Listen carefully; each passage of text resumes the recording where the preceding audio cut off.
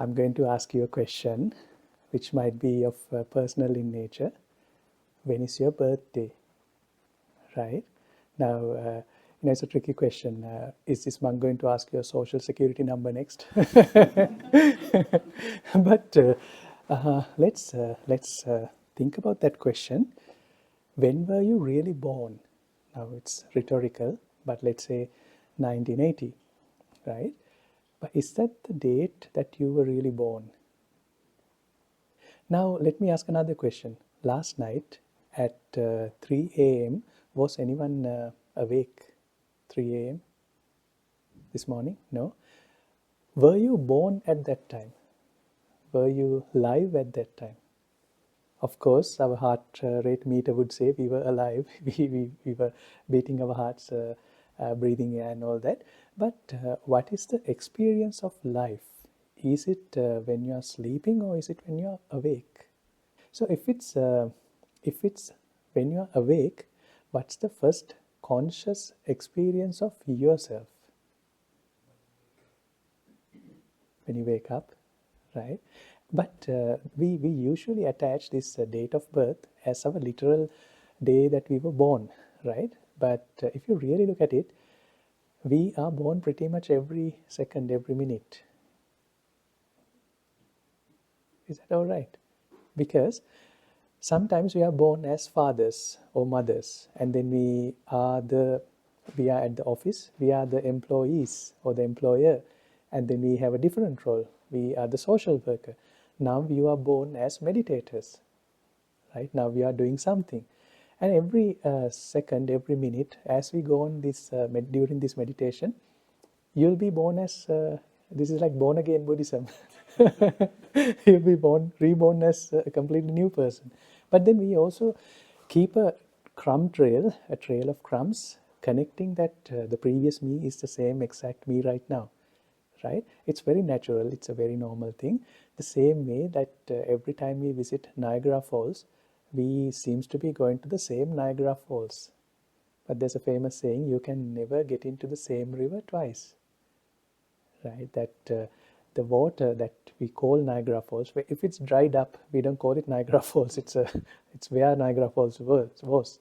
So that water which represents Niagara Falls gets refreshed every time, and you, whom you call you, also get refreshed every time. It's like in the computers they have a refreshing rate, in the screens they have a refreshing rate. You get refreshed every time, but you don't look very refreshed though you get refreshed every time. Right? Yeah. So if we truly see this nature that we are continuously getting refreshed, won't we be very refreshed literally?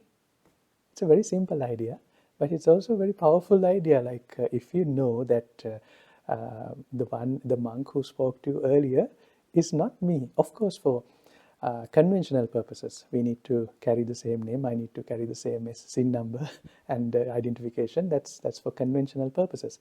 But if we truly look at it from a more existential point of view, how we experience things, that was a different me. It has parts of me. We can't completely deny it's not me. But that me is not the me right now. I've evolved, I have changed. My physical body has changed. The electrons in my body have done multiple circuits, so they are completely changed. There's something which resembles me, but I don't have to completely be bound by that previous me also, right?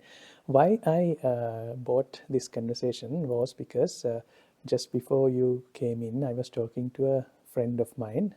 Probably you have seen her at the temple in Mississauga.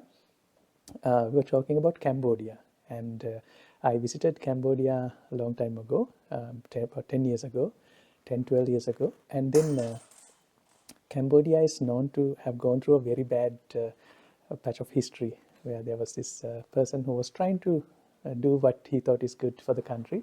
Pol Pot, he was trying to sort of implement communism in the country, but in that he sort of killed a lot of people, around 3 million people. That's a lot of people. So you find killing fields with a lot of bones and skulls and all that. So horrific history there. But that time I was not at all Buddhist. I was not a monk. I was just a boy traveling around Asia. Beautiful country. Siem Reap has the biggest Buddhist temple called Angkor Wat, which is very big. And I was in Phnom Penh, which is the capital city, where they had the most atrocious killing fields there. And then I sat there. I did not know anything about Buddhism, anything about anything, nothing philosophical, nothing spiritual. I was just a normal boy who was visiting the country. But then I sat and I started thinking, now this place where I was sitting, 20,000 people have died there. They have been,